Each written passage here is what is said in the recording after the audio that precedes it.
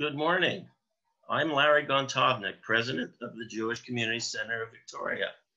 I'm very pleased to welcome you to the second in our series of monthly free live webinars. I would like to thank fellow JCCV board member Phyllis Aaron for her help in coordinating this monthly free live webinar series. I hope you have a coffee in hand and a delicious baked good to munch on. It's my great pleasure to introduce Jonathan Holiff, who I first met back in 2013 when his documentary, My Father and the Man in Black, screened at the Victoria International Film Festival. Jonathan Holiff is a writer, director, and public speaker. Jonathan produced live television specials in Canada and the United States before being named managing director at the Hollywood Madison Group, a Los Angeles public relations consultancy specializing in celebrity endorsements. For more than a decade, he developed campaigns for top brands, including Procter & Gamble, the Getty Museum, and Sony Corporation, featuring stars like Martin Scorsese, Dennis Hopper, and Diane Keaton. In 2008, Jonathan began work on the documentary about his late father, Saul Holiff, Johnny Cash's longtime manager. Released in 2013, My Father and the Man in Black featured audio diaries and phone conversations with Cash. It won 9 film festival competitions, including Edinburgh and Hamburg. Jonathan also received the Orson Welles Award at the Tiburon International Film Festival. In 2016, Jonathan donated his father's archives to the University of Victoria's McPherson Library. In 2018, the Saul Holiff Archives was launched with the exhibit Volatile Attractions, Saul Holiff, Johnny Cash, and Managing a Music Legend. Since then, audio, video, and photographs from the collection have been licensed by a number of film, television, and podcast projects. Jonathan enjoys public speaking and has lectured at film schools including Loyola Marymount University and the University of Southern California. He's an advocate for the separation of church and state and is a member of Americans United, Center for Inquiry Canada, and Humanist Canada. He's also the founder of US Expats and Allies Canada. Jonathan recently moved back to his hometown here in Victoria. One housekeeping note before we start, please use the Q&A text box to type your questions for Jonathan. You can do that anytime along his presentation, and Jonathan will respond to your questions after he finishes his presentation. So without further ado, take it away, Jonathan. Good morning from Victoria, BC, Canada, and thank you, Larry, for having me. I understand some of you are joining us from the US, Germany, the UK, and Ireland. Welcome to all of you. I hope you are keeping safe and healthy. There is big Johnny Cash news this week in Canada. New photos of the 1961 Johnny Cash moose hunt in Newfoundland have been published. Some of you might be tuning in today because of the moose hunt story, so you might be surprised to find yourself at a talk for the Jewish Community Center of Victoria. Our next Zoom will be all about Newfoundland, but here's a quick peek. I hope everybody can see that. That's Johnny Cash hunting in Newfoundland, Canada. In October 1961, Johnny Cash and his band traveled to Newfoundland to hunt moose and perform a couple of shows. The trip was my dad's idea. Johnny wasn't a big star, and the concerts were small. Johnny received $1,000 for one of the shows.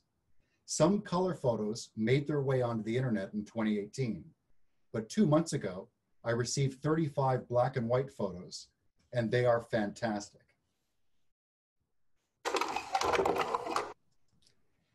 Here's Johnny with Herman Whalen, the hunting guide, at Victoria Lake. Johnny hunted for food, not sport.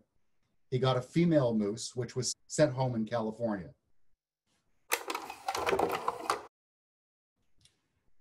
This is the earliest known photo of Johnny Cash and my dad. Also on the trip were Johnny Western, Gordon Terry, Rose Maddox, and Merle Travis. You can see those photos and this week's story from the Globe and Mail on my Facebook page. Johnny made Saul his manager on this trip. They shook hands on the deal, no written contract. 2 months later, Saul hired June Carter.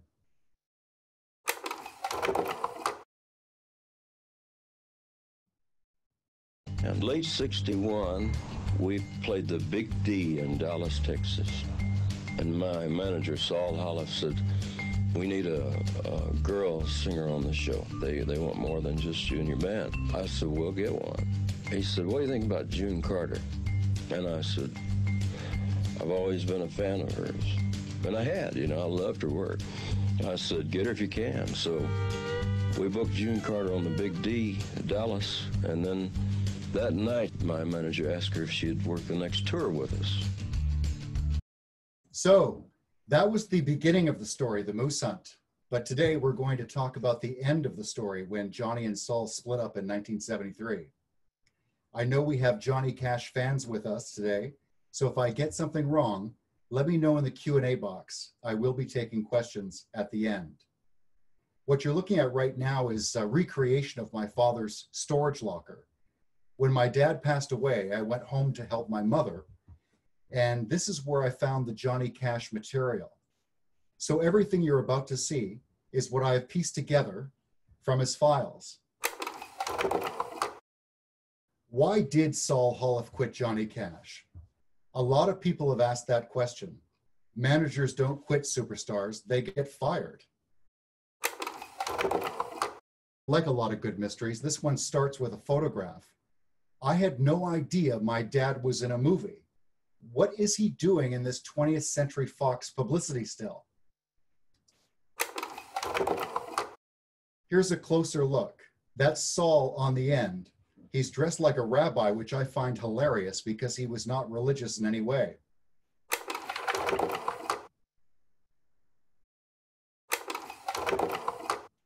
Johnny was from rural Arkansas. He was raised a Southern Baptist. Saul was from suburban Ontario. He was raised without religion. They were two very different people, but surprisingly, they had a lot in common. They both lost siblings. Saul's sister was murdered by Cossacks during the Russian Revolution. They were both in the Air Force. They both wanted to be disc jockeys. And they were both briefly door-to-door salesmen. Saul sold women's clothing out of his trunk. That's my grandmother. My father rarely mentioned having experienced anti-Semitism as a kid, but he did tell one story. On Halloween, his mother, my grandmother, answered the door. The boys outside yelled, "Dirty Jew," and threw a bag of flour in her face. But my dad didn't spend a lot of time thinking about being Jewish. He was secular. He spent more time thinking about being Canadian. He was an intellectual who listened to jazz and classical music, and he was an atheist. Saul started booking Johnny and his band in 1958, but it was a tour of Ontario in 1961 where he first witnessed the practical jokes and destruction of property that would become the hallmark of the early Johnny Cash show. Saul recalled the crank telephone calls too, which in the case of Gordon Terry, involved the liberal use of the N-word. Saul said they were, quote, rambunctious group of guys. They wore their feelings about blacks and Jews on their sleeve. It was a naive anti-Semitism. It was just them being good old Southern boys. Years later, I did an interview with Fluke Holland, Johnny's drummer, and this is what he told me, quote, "We'd like to give Saul a hard time. We'd make him mad, we'd make him laugh, and we'd find different ways to call him Jew. Everybody really respected your dad because he knew what he was doing. I don't think we ever really made him mad, but we probably hurt his feelings a lot." Okay, let's get into it. 1960 through 1967 was absolutely crazy, but 1965 takes the cake, and not just because I was born. This is a telegram from Saul to Johnny announcing my birth, but it wasn't a happy time. The year began with a disastrous TV appearance. Johnny was drunk on the set of Shindig and forgot the words to the song Amen, and 1965 went downhill from there. That March, Johnny crashed June's new Cadillac into a telephone pole in Nashville. He was married to Vivian and having an affair with June. Coincidentally, June's husband, Rip Nix, was the Nashville police officer who attended the scene. The accident and Johnny's poor condition forced the cancellation for the first time of an entire tour. Saul spent hours on the phone trying to put the pieces back together and fielding lawsuits. 3 weeks after I was born, Johnny burned down a forest in California. The fire destroyed more than 500 acres, and it took 450 firefighters to put it out.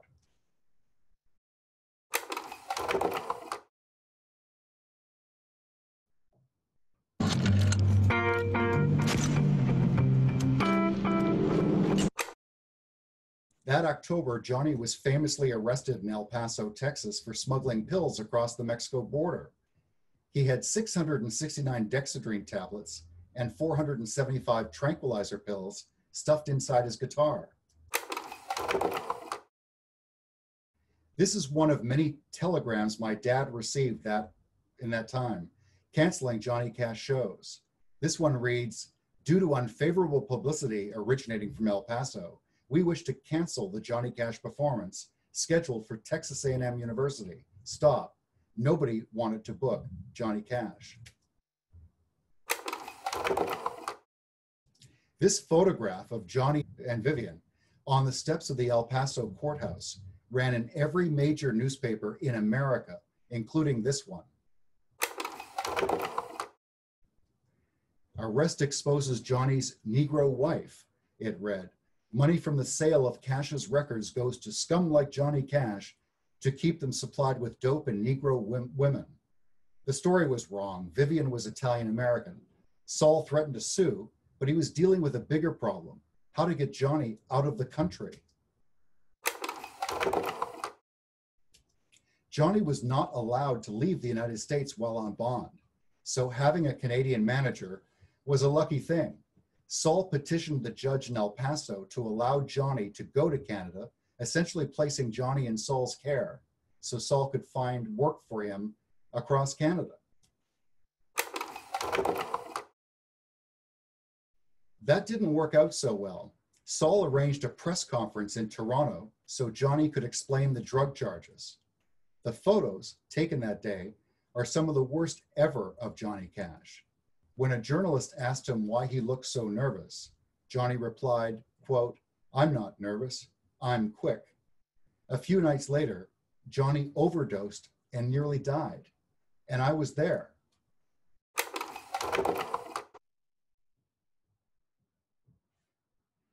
The situation was that Johnny Cash was on the floor of the motorhome, totally unconscious. No one could pick up any pulse whatsoever. For all intents and purposes, he was dead. Harold Reed, with his ear on Cash's chest, so I can't hear anything. Another member of the group is saying, "I wonder where he hid the pills." Another person saying, "I'm not going to cross the border because we all go to jail." Another person saying that Wellesley Hospital is right around the corner. Why don't we take him there? It is about 10 o'clock. It is snowing by now. Do we put him in a hospital in Toronto and cancel the Rochester show and risk physical threats to ourselves? Do we risk the possibility that customs will search the motorhome and find the pills? What really do we do? As far as Barbara and myself, we were concerned about the baby. And most of all, we were concerned about whether Johnny was going to make it. The decision finally was go to Rochester and see what would happen. We made it to Rochester about 2:30 in the afternoon, arranged for someone to look after the baby. We drove down to the Rochester Memorial Auditorium, and this is what we saw. Johnny had revived, was full of energy, had made an extraordinary recovery, and he went out and he did 2 clear-headed, sensational, sold-out shows. I think we even got an honest compliment promoted that night.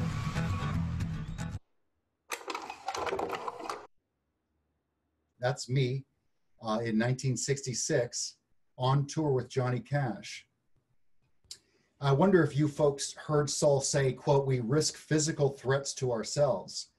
He was worried about getting to that show in Rochester because one promoter threatened to break his legs if Johnny missed another show.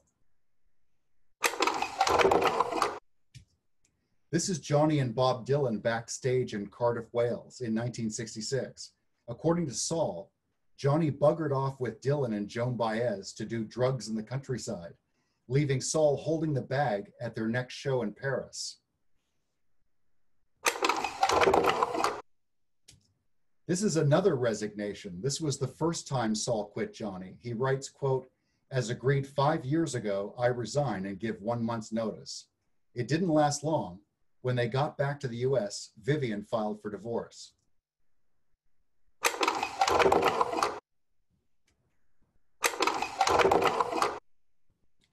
Johnny wanted Saul's help with the divorce. He writes, "Fly into Nashville. Please come soon."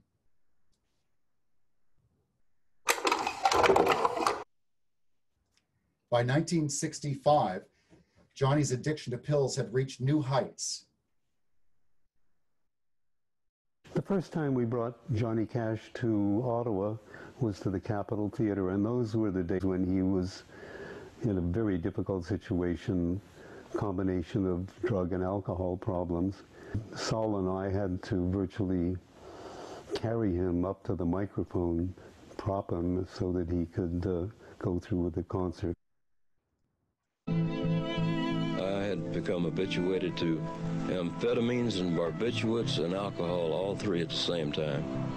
I got up to a habit of as many as 100 pills a day and a case of beer. And there's a lot of people OD'd on a lot less than that.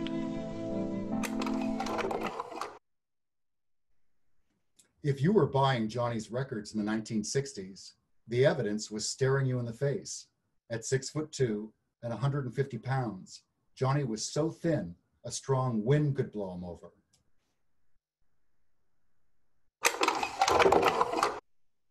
Johnny was in bad shape in this television interview. Here he is on Pete Seeger's Rainbow Quest. Keep your eyes on Johnny's head.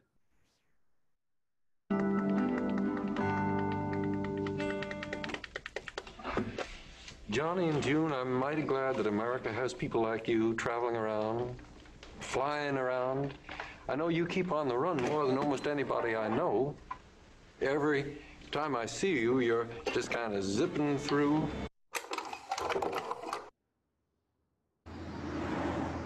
I had never seen Johnny in person. My mother and Saul and Barbara and I all had front row seats, and the curtain went up.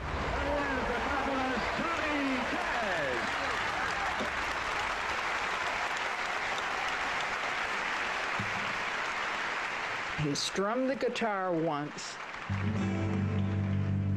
waited a long time. I was feeling a little uncomfortable. I remember thinking, let's go, you know, what's happening here? Let him really hard now. And then he looked down and looked at Saul and he said, "Saul, help me," in the most pathetic voice. And Saul went tearing out, stepped on my foot in the process, went running backstage. I had the curtain closed and refunded everybody's money. It was very dramatic. I remember feeling really sad for Saul that he's got to go pick up all the pieces, clean up after him.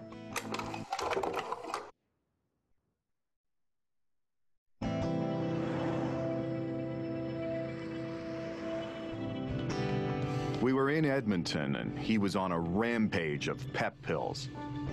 He'd already missed one of the dates that I'd set up because nobody wanted to book him. You know, they couldn't trust him. I said things to provoke him.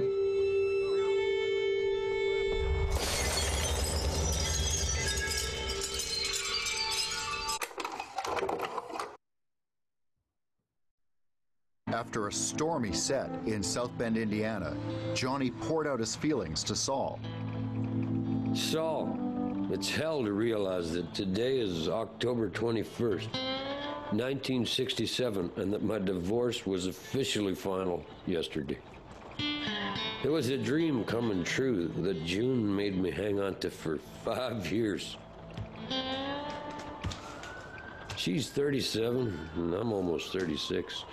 I dropped a terrible marriage, 4 sweet kids, and half my estate thinking June was planning to marry me.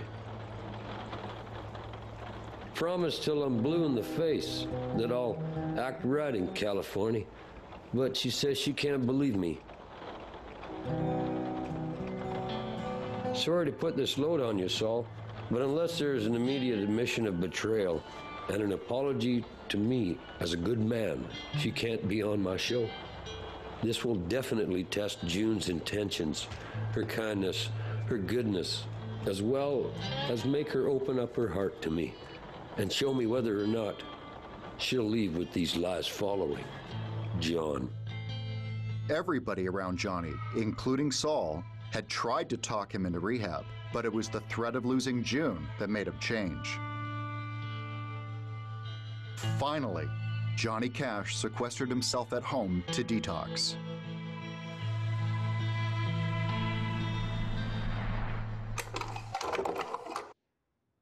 One week after Johnny wrote that letter we saw a little bit earlier, he was jailed again in Lafayette, Georgia. But 2 months later, like a phoenix rising from the ashes, Johnny Cash showed up at Folsom Prison. I think that's pretty remarkable. And 2 months after that, Johnny proposed to June in my hometown.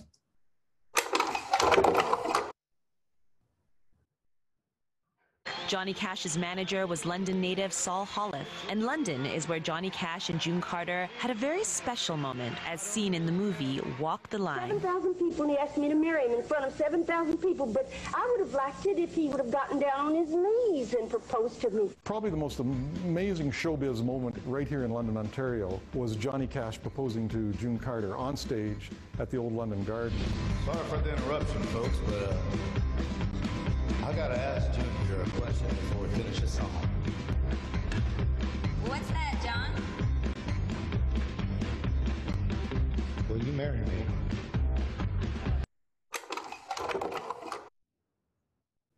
Johnny Cash at Folsom Prison would dominate the country charts for 90 weeks.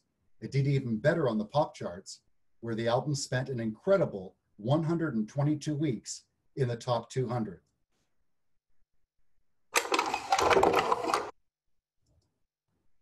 Johnny hadn't seen the inside of a church in a long time, but after detox, he and June started attending services in Hendersonville, Tennessee.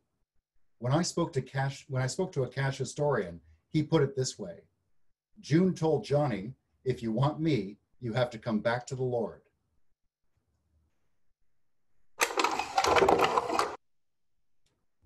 With the success of Folsom Prison, everybody wanted to know what Johnny would do next. When he told Saul he wanted to record a gospel record with all original songs about Jesus, my dad, and presumably the record company, was concerned. Would Johnny Cash lose the audience he just won over with Folsom Prison?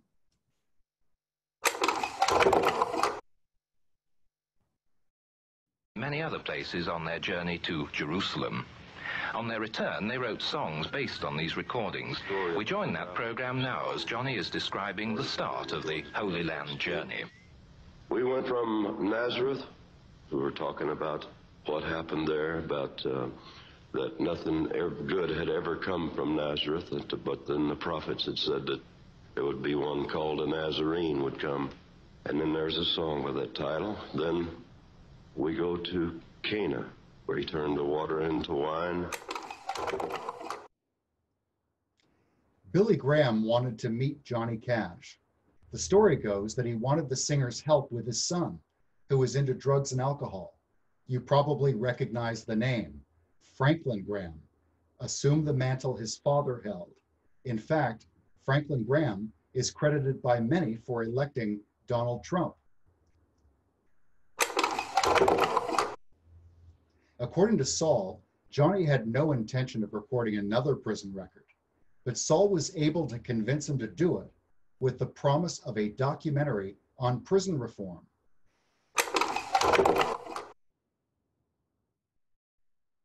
Who have you got there? I've got Johnny with me. All right, come on around in. Put your hand out, please.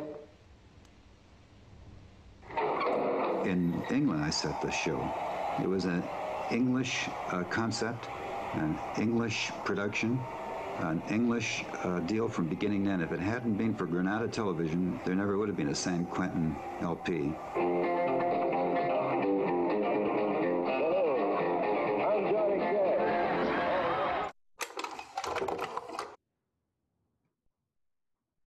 Well, here lately, I think we probably made the devil pretty mad because on our show we've been mentioning God's name. We've been talking about Jesus, Moses, Elijah the prophet, even Paul and Silas and John the Baptist. Well, that's probably made the devil pretty mad, all right, and he may be coming after me again, but I'll be ready for him. And in the meantime, while he's coming, I'd like to get in one more good lick for number one. Last night I dreamed an angel came. More and more religion was making it on the show. First, it was just good old-fashioned gospel music.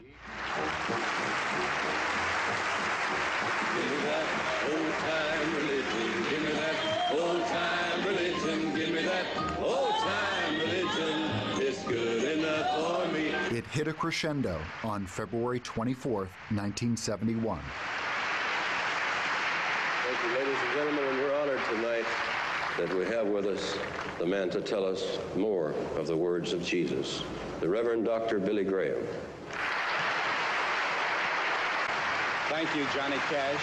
I'm delighted to be here with you. And I'm also delighted to be here in Nashville at the Grand Ole Opry. Because, you know... ABC's The Johnny Cash Show was canceled.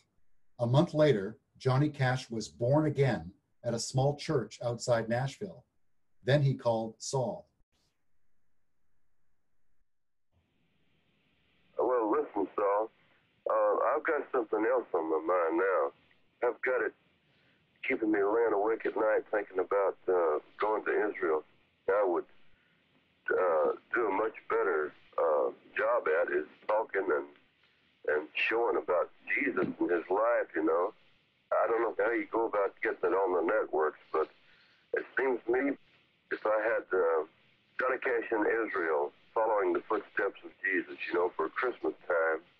I mean, now that you have told me, I'll break my ass trying to bring it about.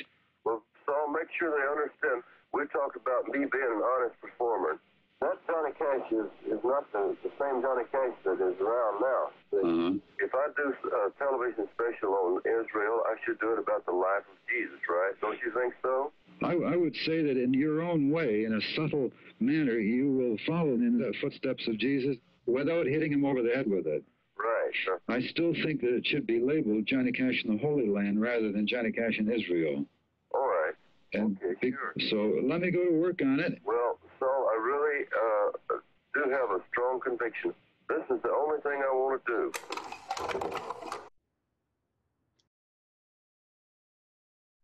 All right, I want to ask you about a special.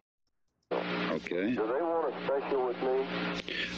The letter that he wrote simply said that ABC, he says, I've been in discussion with a network to be nameless at the moment concerning a Johnny Cash 1 hour special.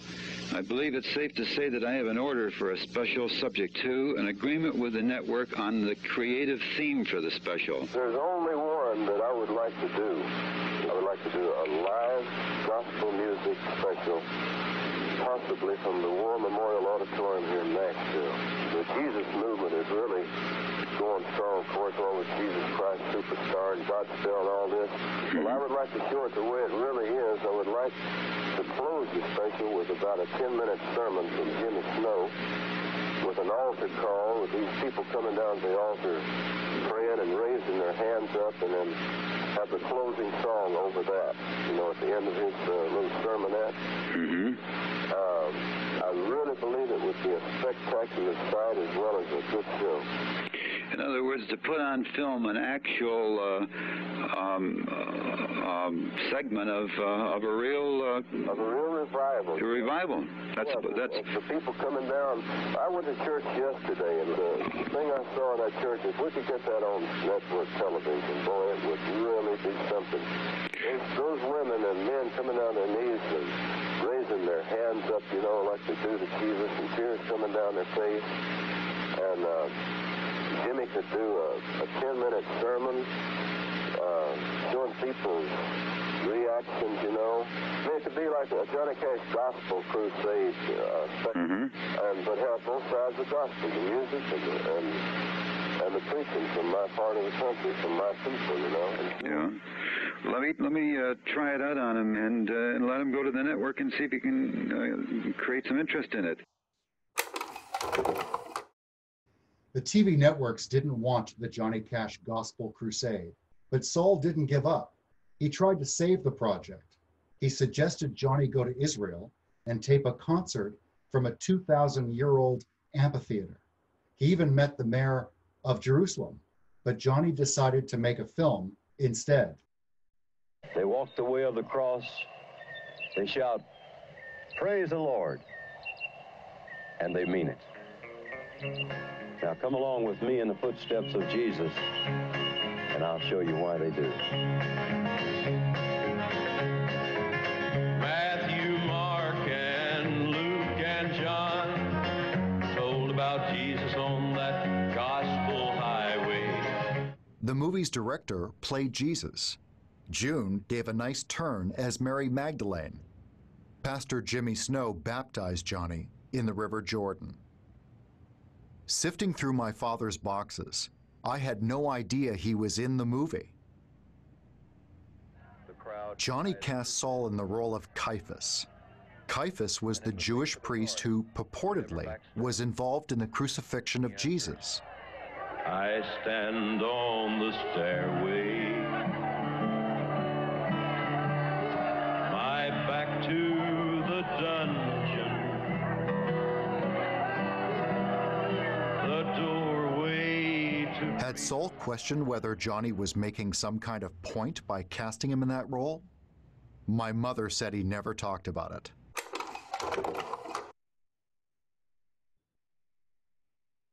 The biggest magnet that draws visitors from all over the world by the million, and perhaps the biggest miracle of the desert that has been brought to life, is Las Vegas. Here is a breathtaking city built in the middle of deserted, arid nowhere. The water of... It was Easter weekend 1972. The media applauded opening night, but that weekend, Johnny showed clips from The Gospel Road, which drew complaints from people who didn't appreciate being forced to go to church. Why did you decide to produce a movie about the life of Jesus Christ? Well, it was a thing that I felt like that would be the most meaningful thing that we could contribute with our lives. It's what our lives have to say. The story of Christ is a story that needed very much to be told, I think, in a way so people could relate to it. Christ was sent to earth as a human being, and if our film has that one thing, it has Jesus as human and believable. June, you had something to do with starting this whole thing in motion. How did that come about? I had a dream. What was that dream? Well, I dreamed I saw John on top of a mountain holding a book in his hand, and I believed the book was a Bible, and I just told him that dream, and it's nice now to see it in the film. Soon, Johnny's preaching drew criticism from the media. Johnny Cash and his God are a particularly tedious act. Each year, he seems to grow more monomaniacal.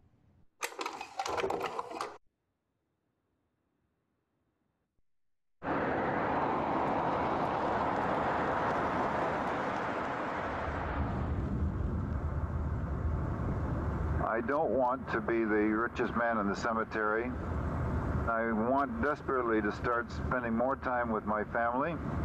and I want desperately to start enjoying the things that I've worked so goddamn hard for in 10 years and taken such incredible abuse and such humiliation so often. I want to salvage my soul. He robbed it. He robbed me of my soul, and now I think he's trying to save it for me through his fundamentalist Christianity jazz. I find it very offensive, and here I am inundated with it, the very thing that I've always objected strenuously to. So I know that the rupture is on the horizon. Stopped taking tranquilizers, started drinking again. I don't know which is worse. Now, there's a couple of things I want to say to you that I need to clear the air completely with you all. First of all, I knew way before I even did the film that there's a lot of people, maybe the majority of the people, are not going to buy what I'm saying in this film or what the film is saying. So you see, I don't really have to be told that because I know that. Well, when I make a statement like that, that's what is known as trying to be honest, because first of all, if you take 100 people, 25 of them are Christian faith and 20 of them are Muslims, and 10, you know, that's what I meant. Yeah, but I knew that originally, see. Yeah. Well, I just felt like that you didn't have a lot of interest in this film. I'm one of the few people that try to say to you exactly what they think without meaning to be harmful. I'm not trying to break things down. I'm just trying to maybe temper things a little bit by saying not exactly what people think you want to hear. Yeah, right. I find a lot of people tell you exactly what you want to hear. Yeah, I know that. I don't need that either. And that doesn't help. No, it doesn't. This is Saul's pros and cons list for quitting Johnny Cash. He lists decline in Cash career. Saul didn't like where things were headed with Johnny, commercially speaking. He also lists creepy people. My dad didn't like the people hanging around Johnny at this time. By the way, Johnny had recently hired a minister and encouraged everyone on the show to sit down with him before going on stage.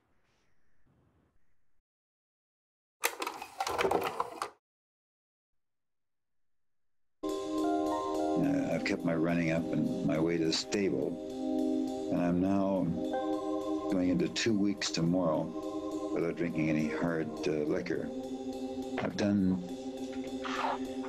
some considerable planning for the fall, and the August and September tours are all set up.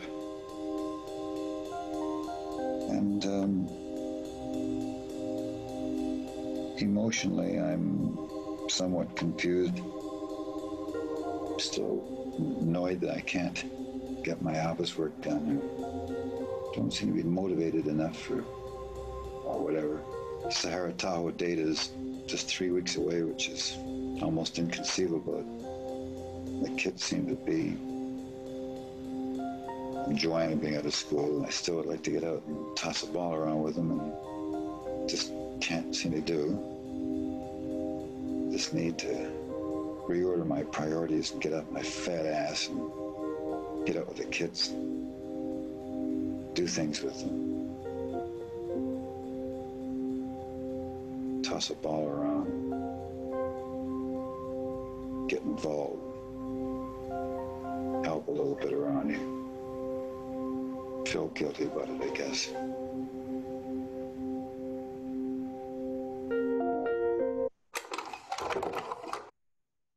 That July, my mom and dad rendezvoused with Johnny and June in Lake Tahoe, Nevada.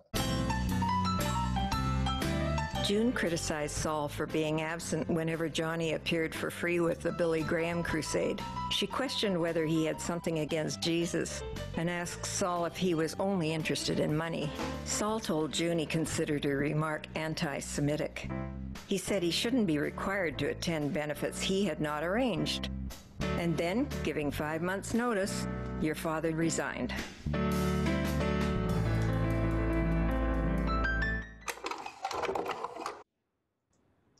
Saul may have quit Johnny Cash, but they stayed in touch. Saul, there is one question that burns in our minds.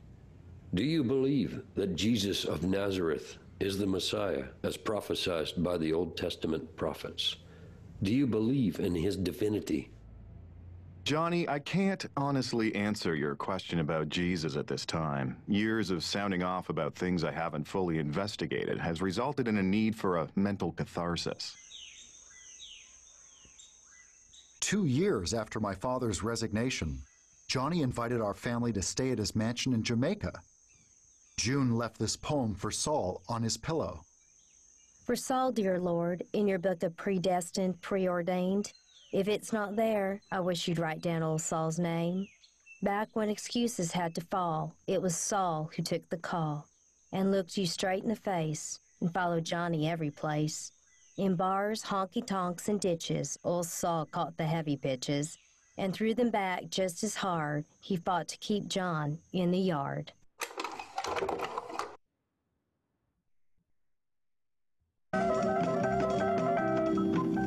Good evening. I'm Candy Yates. You aren't associated with Mr. Cash anymore, or on what plane is your association? I don't want to sound corny, but I gave Johnny up. Johnny didn't give me up. This is something that skeptics question, because I don't know of any similar situation where someone gives up an act. No, I left Johnny voluntarily. I wanted to go back to school. I got out because I wanted out, so I could rebuild my self-respect and be my own person again.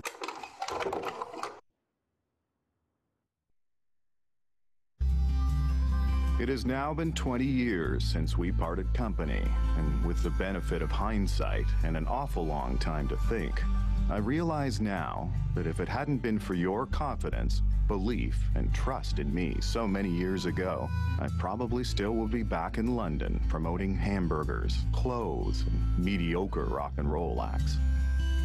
It was so nice to hear from you after all these years. We often reminisce about the years we worked together, and always know that we think well of you and speak kindly of you. I hope we can see you again, your friend, Johnny Cash. Johnny and Saul never saw each other again. When Johnny turned 70, Saul called him to wish him happy birthday. I don't know if they spoke. I'd like to think they did. Johnny died a year later. What had Johnny really thought of my father? I could only find passages in his autobiography. We both know that you are much more a part of our lives than is told here. Thank you for living it with me, John.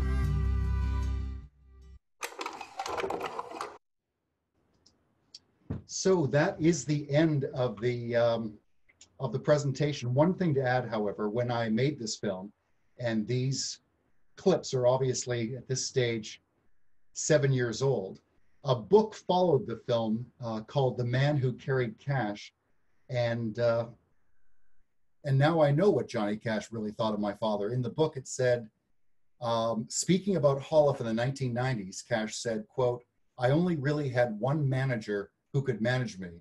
That was Saul." Anyway, thank you all for watching. So we have a few minutes for questions, and let me pull up the Q&A here. So there's a number of questions that have come in. Let me pull my box over to the left here. Do you keep in any contact with the Cash family? We don't pick up the phone, but I certainly keep them informed, as I did recently by sending them invitations to this presentation. But not since I made the movie have I been in contact with them directly. Okay. How can we see the collection at the University of Victoria? That's a great question. It's such, of course, that it's not set up and on display at all times. It was in the beginning, but it's back behind the scenes. So you just have to call the university and make an appointment. You don't have to be an educator. You don't have to be a writer. It's open to the public, and anyone can take a look at all of these items. Was your father ever close to managing another big star? Yes, a number. He did, in fact, manage Johnny Cash, June Carter, Carl Perkins, George Jones, the Statler brothers. and a number of Canadian artists, including Tommy Hunter and Debbie Laurie Kay. Here's a very good question. How different has the response to your material been north and south of the border? Oh gosh, that's a great question, actually. I had the privilege of taking this film on the film festival circuit and traveling to 8 or 10 countries around the world. And that, of course, was my first time doing anything like that. And to my shock and surprise, there were very real distinctions between how audiences reacted to the film. For whatever reason, the most enthusiastic response was in Chicago, and also in Ireland, and also in Germany. And of course, the reaction in Canada was a very good one. Mm-hmm. Have you read the book by Marshall Grant, Johnny's bass player, entitled I Was There When It Happened? Yes, I was there when it happened, so I ought to know. I did read the book, but it's got to be 10 years ago now that I read it. Okay. Where can we see the film in full? Well, just about any place films are sold. The only place that it doesn't show, which is very disappointing to me personally, is Netflix. But you can find it on Amazon, iTunes, Sundance Now, and a half a dozen other options. Mm-hmm. Did your dad have any recordings of unreleased songs from Johnny Cash? Not recordings of unreleased songs, but he did have lyrics, poems, and of course, 600 letters. Mm-hmm, mm-hmm. This is somewhat of a personal question. Have you forgiven your dad? Because I know there's a lot of personal feelings. What's your response to that? I did forgive my dad. I consider myself so incredibly fortunate and blessed to have found his storage locker. And when I was out with the film on the film festival circuit, I often cautioned people during the Q&A that if they have unresolved conflict with one or the other parent, they better resolve it now while they still can, because it's unlikely they'll find a storage locker full of 60 hours of audio diaries. But yes, I have forgiven my father, and it was a real education because I was able to see a side of my father that he never showed the world, and indeed never showed his own family.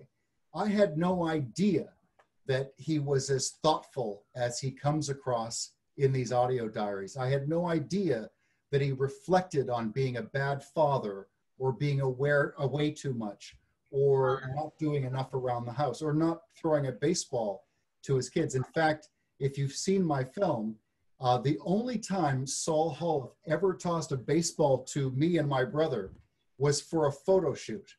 So I had a very warped view of my father before his death, but getting to know him. And remember, these audio recordings were made in the 1960s and 70s.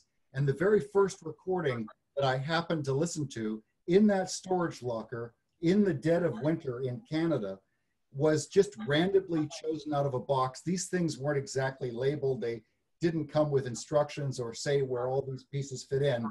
So I just threw one reel-to-reel on, and it happened to be the overdose in Toronto in 1966.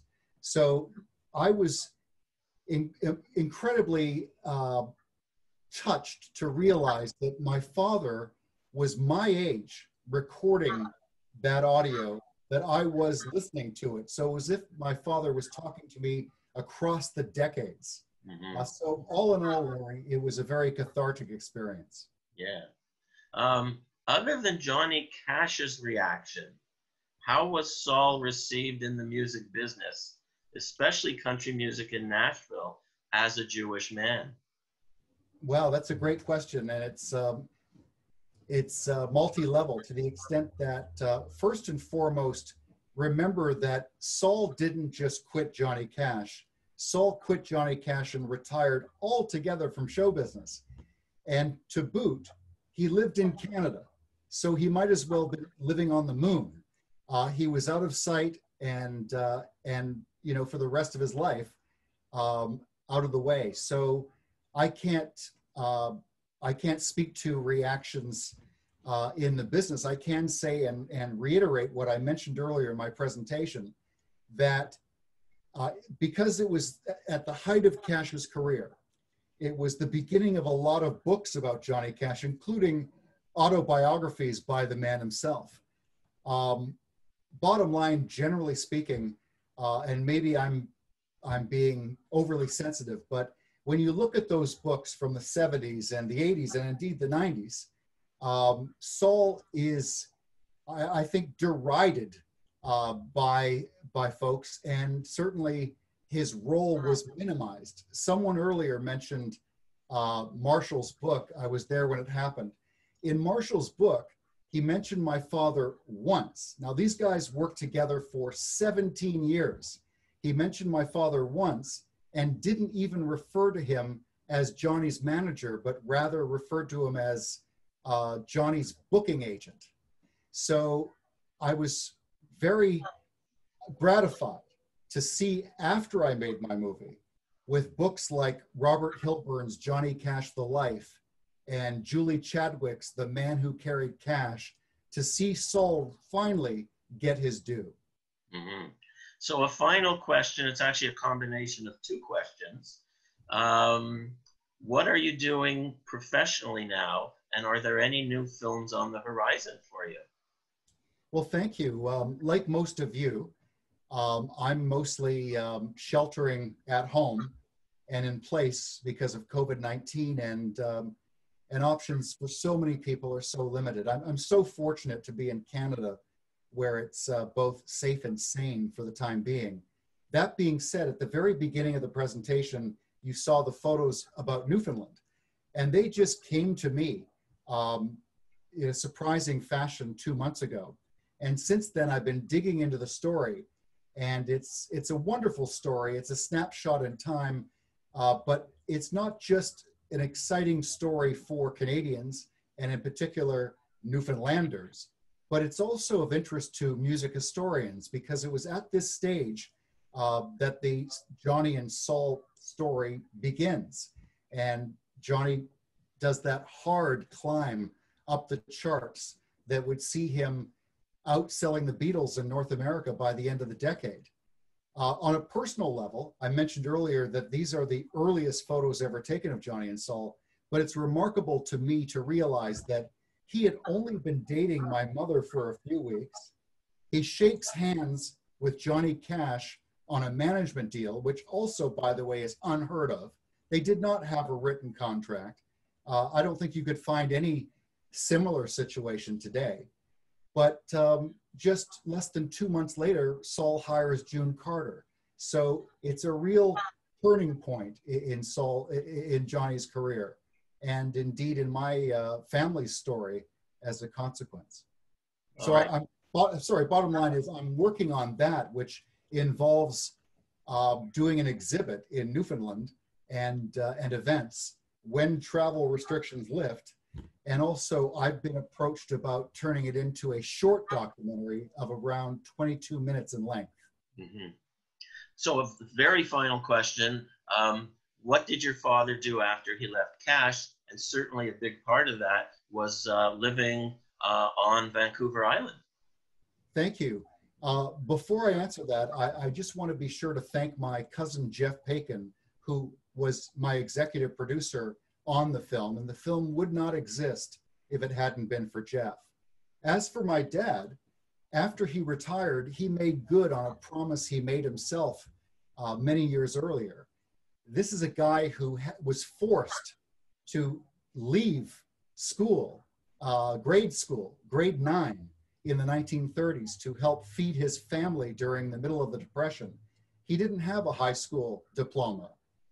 So he made a promise to himself that he would go back to school, and he did, enrolling first at Western University in London, Ontario, and then moving with our family to Victoria, British Columbia, where he picked up his studies at the University of Victoria, and he graduated with an honors BA in history the same year I graduated from high school. Mm-hmm. Mm-hmm. Excellent. So Jonathan, I want to thank you very much. I know you put in so much effort into preparing, as you always do. And would like to thank everyone for attending. We had over 60 people attending today, which is a very good crowd. I should mention to everyone that the webinar has been recorded and will be posted on the Jewish Community Center Victoria website. And we will have another webinar in November, coming up on November 19th. And again, the website will provide all the details of that upcoming webinar. So Jonathan, thank you. It's a pleasure to continue to be in touch with you and look forward to following your progress. And thanks everyone, and have a great day. Thank you, Larry. Take care.